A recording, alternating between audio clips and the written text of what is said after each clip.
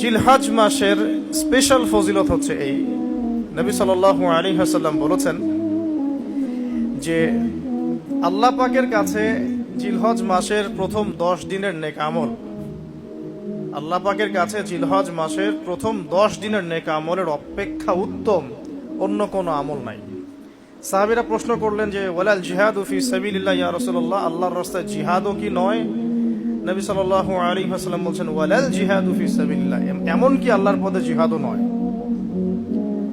তবে সেই ব্যক্তির কথা ভিন্ন যে ব্যক্তি তার মাল এবং তার নফস নিয়ে বের হয়ে গেছে কিন্তু এটা কোনো কিছু নিয়েই ফেরত আসে নাই, মানে সে শহীদ হয়ে গেছে, সেই ব্যক্তির কথা ভিন্ন। বাকি এই 10 দিনের নেক আমল আল্লাহ পাকের কাছে অন্য সমস্ত নেক আমল চাইতে শ্রেষ্ঠ এবং উত্তম।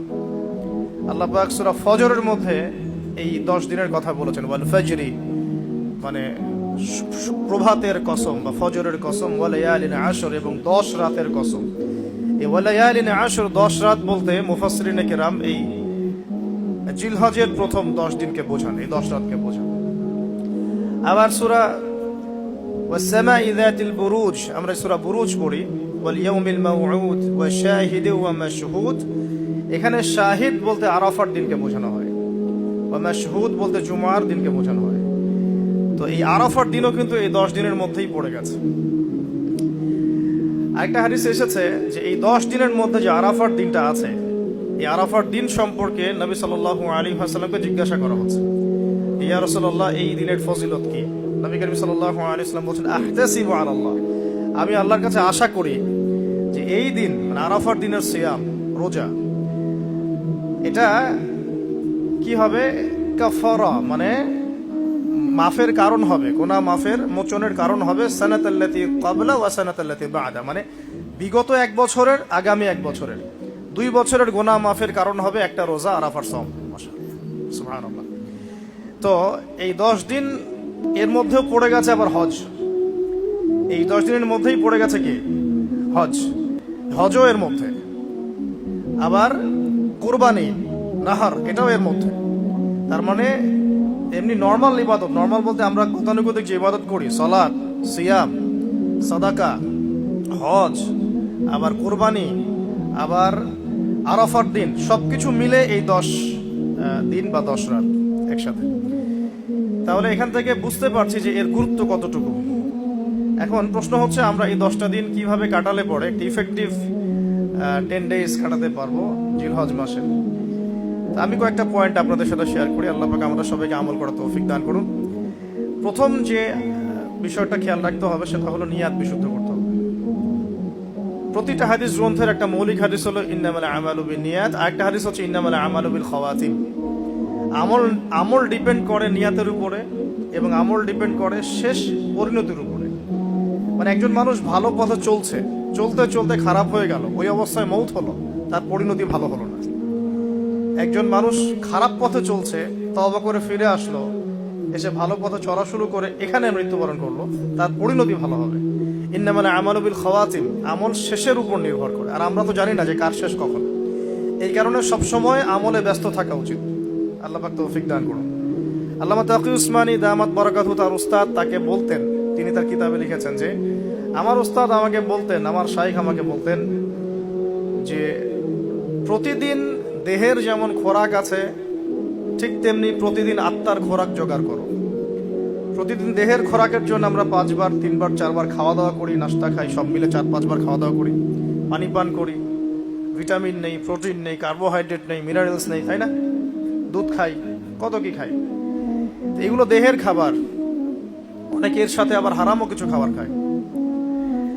আর রুহের খাবার, প্রতিদিন রুহের খাবার জোগাড় করো। তিনি বলছেন এভাবে যে অন্তত একটা সময় নামাজের পরে, হোক ফজরের পরে বা মাগরিবের পরে বা আসরের পরে, কিছুক্ষণ ধীর স্থির ভাবে নীরবে বসে থাকো, আল্লাহর জিকির করতে থাকো, কোরআন তেলাওয়াত করতে থাকো, তাসবিহ তাহলিল করতে থাকো, আল্লাহর কাছে দোয়া করতে থাকো, হোক শেষ রাতে বা ফজরের পর বা মাগরিবের পর বা এশার পর, আপনার সুবিধা মতো সময়। ফজরের পর করতে পারলে বেশি ভালো হয়, শেষ রাত্রে করতে পারলে বেশি ভালো হয়। তো তার উস্তাদ তাকে বলতেন এটা হলো আত্মার খোরাক, এর মধ্য দিয়ে আমরা আত্মার খাবার পাই। আত্মা অসুস্থ হয়ে গেলে দেহ সুস্থ থাকে না। আমাদের সমাজে আমরা যারা চলাফেরা করছি আমাদের বেশিরভাগের প্রবলেম একটা, আমাদের আত্মাগুলো দূষিত এখন। আত্মাগুলো দূষিত, এটা আমি 100% গ্যারেন্টি দিয়ে বলতে পারি। আত্মা দূষিত না হলে আমাদের চোখের হেফাজত করা সহজ হতো। আত্মা দূষিত না হলে আমাদেরকে সলাতে আসতে এত বেগ পেতে হতো না। আত্মা দূষিত না হলে সদাকা জাকাত দিতে মনের মধ্যে এত কণ্ঠতা, কি বলবো, এত মানে কনজাস্টেড ভাবনা চিন্তা আসতো না। আত্মা দূষিত না হলে কিন্তু আমরা আল্লাহ পাকের বিধান পালনে এত যুক্তি বিজ্ঞান দর্শন খুঁজতাম না। মানে আমাদের আত্মা কিন্তু অলরেডি করাপ্টেড। তো এটা নিজের বিবেকের সাথে প্রশ্ন করলেই পাওয়া যাবে, আয়নার সামনে দাঁড়ালে। তো এই আত্মা এখন বিশুদ্ধ করার জন্য আল্লাহ পাকে মৌসুমগুলো দিয়েছে। এই 10 দিন আমরা প্রথম যে কাজটা করতে পারি সেটা হলো নিয়তটা বিশুদ্ধ করা, যে আমি প্রত্যেকটা কাজ আল্লাহ পাকের সন্তুষ্টির জন্য করছি। এর আগে যারা দিনের পথে চলেছেন, কাজ করেছেন, শ্রম দিয়েছেন, দায়ী ছিলেন, মুহাদ্দিস, মুফতি, মুজাহিদ তারা ছিলেন, তারা একটা বিষয় খুব খেয়াল রাখতেন।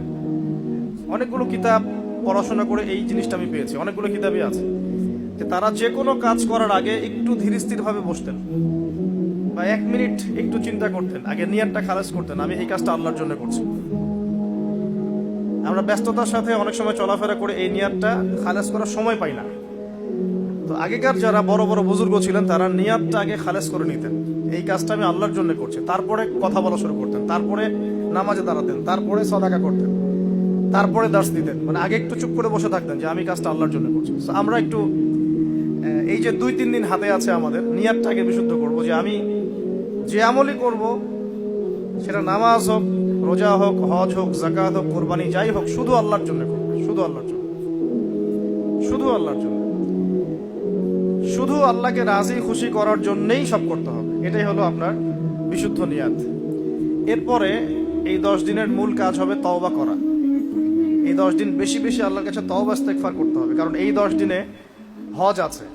আর হজের সময় আরাফার মাঠে যে হাজিরা অবস্থান করেন, বলা হচ্ছে যে আরাফার মাঠে কোনো হাজি যদি 1 মিনিটও অবস্থান করে তার হজ হয়ে গেছে। এত গুরুত্বপূর্ণ। দেখেন, এখন যদি আরাফার মাঠে গিয়ে আমি 6 মাস বসে থাকি, ওই ফজিলত পাবো না যা ওই সময় পাবো। এটা আল্লাহর হুকুম, আল্লাহর হুকুমের এহমিয়ত এটা। এখন যদি আমি আপনি আরাফার মাঠে বসে থাকি সারাদিন সারা রাত, ওই ফজিলত পাবো না যেটা হজের সময় পাওয়া যাচ্ছে। হজের মাঠে, আরাফার মাঠে যত হাজিরা আসবেন, লক্ষ লক্ষ হাজি, তাদেরকে উদ্দেশ্য করে আল্লাহ পাক বলেন, ফেরেশতাদেরকে বলেন, দেখো আমার বান্দারা কি চায়, দেখো ওরা উস্কো খুস্কো চুল নিয়ে এসেছে, ধুলো মলিন হয়ে এসেছে। আরেকটা জায়গা আছে যে ওই দিন আল্লাহ রাব্বুল আলামিন এত অধিক সংখ্যক বান্দাকে জাহান্নাম থেকে মুক্তি দেন যেটা আর কখনো দেন না, এবং ওই দিন শয়তান নিরাশ হয়ে পড়ে। তাহলে এই 10 দিনে আমরা যারা যেতে পারছি না হজে, আমাদের কাজটা তাদের সাথে একাত্মতা পোষণ করে তওবা করতে থাকি। মানে ইউনিটিটা কেন? যেমন ধরুন একটা হাদিস বলি, যে আরাফার এই জিলহজ মাসের চাঁদ ওঠার আগেই যারা কুরবানি করতে সক্ষম, আমরা যারা কুরবানি করতে চাই, তাদেরকে নখ, চুল এগুলো কাটতে নিষেধ করা হয়, তাই না? চাঁদ উঠে গেলে নখ, চুল এগুলো কাটতে নিষেধ করা হয়, এটা হাদিসেই আছে। আর এর আগে কেটে ফেলতে বলা হয়, যে নখটা আগে কেটে ফেলেন, চুলটা আগে কেটে ফেলেন, দাড়ি আবার কাটতে যায় না, নখ আর চুল। তাতে কি হবে, আমরাও একটা, ওই যে যারা আমরা মানে হজ করতে যেতে পারি নাই, তাদের সাথে আমাদের একটা একাত্মতা হলো। কিন্তু তারাও যেমন এগুলোকে স্যাক্রিফাইস করলেন, আমরা আমাদের জায়গা থেকে স্যাক্রিফাইস করলাম এবং এই নেকিটা পেলাম, একটা কুরবানি নেকি পেয়ে গেলাম ইনশাআল্লাহ। কিন্তু আমি কিন্তু ওখানে গিয়ে কুরবানি করতে পারি নাই। তাহলে সারা মুসলিম বিশ্বের সাথে একটা একাত্মতা পোষণ করা হবে, ইউনিটি দেখা হচ্ছে এখানে। এই জিনিসটাই ওখানে তারা তওবা করেন, আমরা এই সারা এই 10টা দিন 10টা রাত তওবা ইস্তেগফার করতে থাকবো। আল্লাহ পাক তৌফিক দান করেন। কমপক্ষে দিনে 100 বার আস্তাগফিরুল্লাহ ওয়া আতুবু ইলাইহি, এটা বলা উচিত। এরপর একটা বললাম নিয়াত, এরপরে তওবা। এরপরের কাজটা হচ্ছে, বলে ফেলেছি অলরেডি, যে আমাদের চুল নখ যেগুলো আছে এই 2-3 দিনের মধ্যে কেটে ফেলবেন। আগামী সোমবারে কিন্তু শুরু হচ্ছে আমাদের, তাই না? আগামী সোমবারে প্রথম জিলহজ শুরু হচ্ছে। তাহলে যদি সওম রাখতে চান তাহলে রবিবার রাতে সাহারি খেতে হবে। তো চুল, নখ এগুলো যা যা আছে অন্য জায়গার পশম, এগুলো উঠিয়ে ফেলতে হবে, কামিয়ে ফেলতে হবে। ইনশাআল্লাহ একটা কুরবানি নেকি পাওয়া যাবে, অল্প একটু আমল করবে। আর 4 নাম্বার কাজটা হচ্ছে, এই 10টা দিন একটা ট্রেনিং সেশনের মতো নিয়ে নেই। 10 দিন 5 ওয়াক্ত নামাজটা জামাতে পড়ার চেষ্টা করি। আর যদি কোনো কারণে মিস হয়েও যায়, বাসায় টাইম টু দ্য টাইম পড়তে, অন দ্য টাইম পড়তে হবে, একদম টাইমের মধ্যে, ওয়াক্তের মধ্যে। কোনো কারণে মিস হতে পারে, স্বাভাবিক, মানুষ বিভিন্ন সফরে থাকতে পারেন, প্রতিবন্ধকতা থাকতে পারে, কিন্তু বাসায় পড়লেও ওয়াক্ত মতো পড়ে ফেলতে হবে। মানে এই 10 দিন ট্রেনিং হবে নামাজের, কারণ এই 10 দিনের যে আমলগুলো, এর মধ্যে কিন্তু নামাজ অন্যতম একটা গুরুত্বপূর্ণ আমল। দেখুন, যার নামাজ নাই তার কিন্তু ইসলাম নাই। বাকি আমল অনেক পরের কথা, যার নামাজ নাই তার সাথে ইসলামের কোনো সম্পর্ক নাই। মান তারাকা সালাতান মুতাআম্মিদান ফাকাদ কাফার, কেউ যদি ইচ্ছাকৃতভাবে তার উপর অর্পিত ফরজ নামাজকে ছেড়ে দেয়, সে কাফের হয়ে গেল। এটাই সবচেয়ে স্ট্রং ফতোয়া, সবচেয়ে মানে সহজ এবং নরম ফতোয়া দিয়েছেন ইমামে আজম আবু হানিফা রাহিমাহুল্লাহ। তার ফতোয়া সবচেয়ে নরম, বাকিদের আরো অনেক কঠিন। তিনি বলেছেন যে তাকে 3 দিন বা 7 দিন জেলখানায় বন্দী করে রাখতে হবে। যতক্ষণ পর্যন্ত না সে তওবা করে, ততক্ষণ জেলখানায় থাকবে। তাকে প্রথমে 3 দিন 7 দিন সময় দিবে, তওবা করে ফিরে আসে কিনা। তওবা করে ফিরে না আসলে ওকে ওখানে রেখে দিবে, তওবা করে ফিরে আসলে ছেড়ে দাও। নরম ফতোয়া না এটা। অন্য ইমামদের ফতোয়া হচ্ছে ফাকাদ কাফার, সে ব্যক্তি কুফরি করেছে। এখন 10 দিনের অনেক আমলের কথা আমরা বলবো হয়তো বা সামনে, কিন্তু মূল আমলটা কি ভাই? নিয়াত বিশুদ্ধ করে তওবা করতে থাকা, নামাজটা শক্ত করে ধরা। আল্লাহ পাক সবাইকে নামাজ ধরার তৌফিক দান করুন। এবং ফরজ নামাজের সাথে 17 রাকাত ফরজ নামাজের সাথে বেতর পড়বেন 3 রাকাত।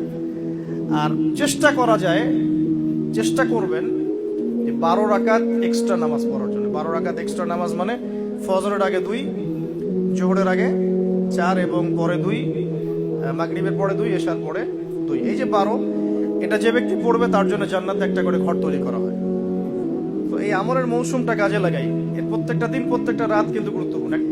তো নামাজটা আমরা খুব ভালো করে ধরার চেষ্টা করবো এবং 12 রাকাত এক্সট্রা নামাজ পড়ার চেষ্টা করবো ইনশাআল্লাহ। আল্লাহ পাক তৌফিক দান করুন। আর যদি রাত্রে জাগতে পারি আরো ভালো হয়। ফজরের আগে যদি 1 ঘন্টা জাগতে পারি, ওই যে আমরা যেমন লাইলাতুল কদরে তালাশ করার জন্য জাগতাম, শেষ দশকে ইতিকাফ করতাম, সেভাবে শেষ রাতে ওঠার চেষ্টা করি। আল্লাহ পাক আমাদের সবাইকে তৌফিক দান করুন, আমিন। এবং এই সময় বেশি বেশি দোয়া করা উচিত, বেশি বেশি জিকির করা উচিত, তাসবিহ তাহলিল করা উচিত, এবং বেশি বেশি সলাতের সেজদায় আল্লাহর কাছে নিজের চাওয়াগুলো পেশ করা উচিত। আর এরপরে আমরা যে কাজটা করব এই 10 দিনে, সেটা হলো সওম রাখা, গুরুত্বপূর্ণ কাজ, রোজা রাখা। আমরা চেষ্টা করব 10টা রোজা রাখার জন্য। যদি না পারি অন্তত পক্ষে আরাফার সওম। আরাফার সওম কবে, এটা নিয়ে আরেকটা বিতর্ক সামনে আসছে আহলুল ফেসবুক ওয়াল জামায়াতের মধ্য দিয়ে। ঠিক আছে, 10 তারিখে রাখবেন না 9 তারিখে রাখবেন, এটা নিয়ে একটা বাহাস আবার সামনে আসবে। আমি আমার পক্ষ থেকে আপনাদেরকে একটা সলিউশন দেই যে আরাফার সওম 9 তারিখ। ঠিক আছে, আরাফার মাঠে যেদিন হাজিরা থাকবেন, অনেক কনফিউশন দেখতে পারেন, আপনি 2 দিনই রেখে দিবেন, জামাত শেষ, কোনো সমস্যা। একটা রোজা রাখলে কি এমন হবে? আরো ভালো, আমরা তো ইয়াং, আমরা রাখতে পারবো ইনশাল্লাহ।